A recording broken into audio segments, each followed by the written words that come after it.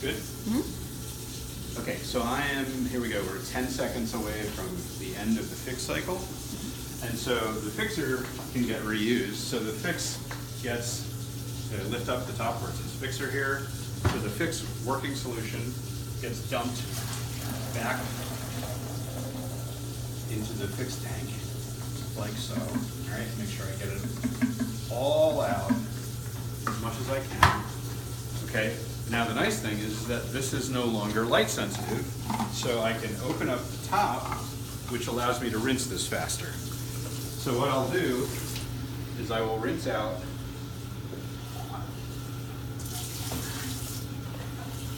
my film, okay?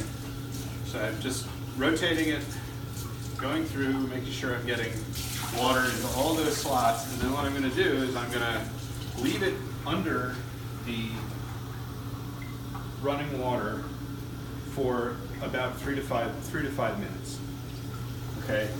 Because I want to get as much of the fixer out of there as I can.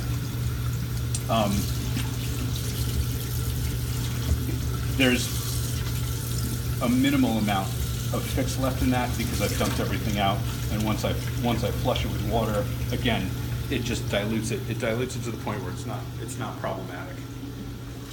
Okay, and so as a practice, what I do is I let the water run. Sometimes I have to pull the ring off the tank here, and I just kind of pick up the film, all right, and I dunk it in and out, and I get it really, really clean, okay? And you'll know, so film has a base color to it, and you'll be able to tell here, because it starts to show, the sprocket holes start to show it clear. And so the base tone of T-Max film is a translucent gray. Okay. If your fix for any reason is too weak, you may open it up and you'll find that there will still be a purple cast to the base of the film. And sometimes it's just a matter of like it needs to be rinsed. All right, but if it's something that persists, it's a matter of like, okay, you put fixer back in it and you fix it for a couple more minutes to make sure that the fix is that it is non-light sensitive and you're not running the risk of losing your negatives slowly to exposure to light. All right, so this is going to go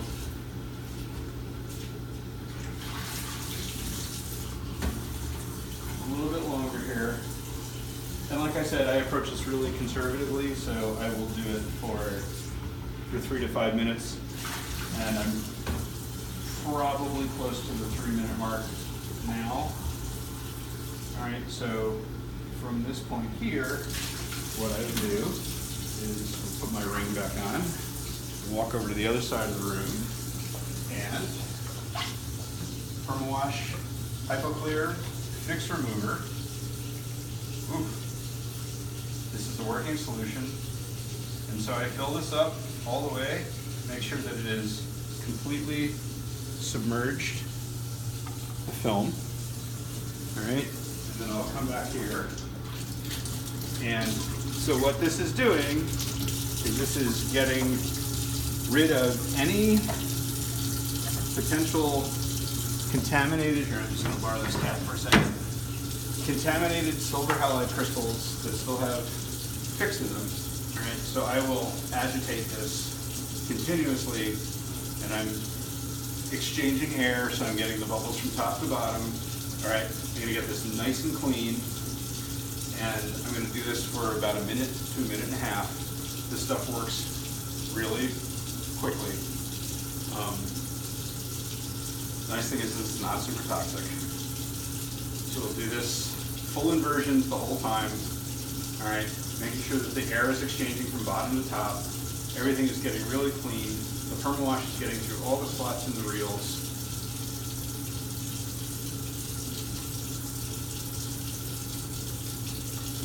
Okay.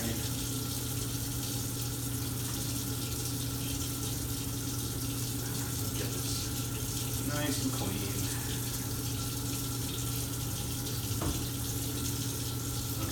So what I'm going to do is I'm going to take this back to the permawash tower. Actually, I'm not going to. It says pour use down the sink, so I screwed that up.